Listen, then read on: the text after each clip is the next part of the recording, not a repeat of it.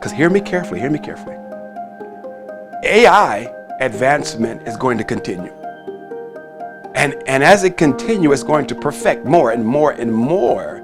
But the one thing that the born-again believer who is filled with the Spirit of God will always be able to detect, always be able to decipher, to make out, that is spirit. The spirit of a thing. It can emulate me, but it will never be able to copy my spirit. Oh, glory. In all of its advancement and progression, it will never be able to duplicate spirit.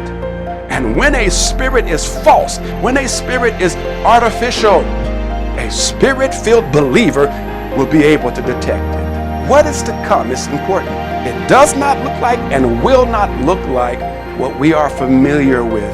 How we have formulated it and organized it, what's to come will not look like such. We already know that the systems of the world are driven by the enemy. He's the God of this world, the darkness of this world. But now you find these systems have infiltrated the church in such a way that it's hard to identify groups, whether it's black, white, Hispanic, Japanese, Chinese. He comes in and he targets your culture. And so before you know it, you look up and you've been infiltrated to the place where you look no different than the world. God is saying, can't you see what's happening right now? Think it not strange. These things are taking place. God is exposing every agenda. God is exposing every objective, every initiative that has nothing to do with the kingdom. And as the world gets darker, he's going to cause the resources. He's going to cause all the things that we are going to need to be there and be ready for the people.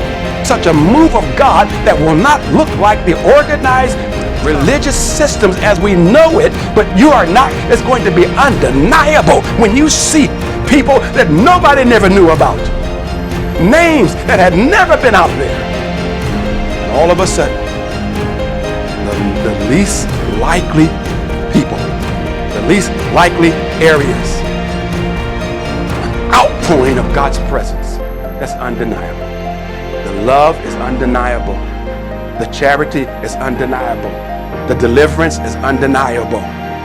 What you see happening that's turning people's lives around is undeniable. And it's not anything that's trying to gain from people. It's not trying to monopolize over people. It's not trying to lord over people. I'm finding an available place, oh glory, like the bosom of Abraham, where people can go to and find rest, where people can find healing, where people can find deliverance.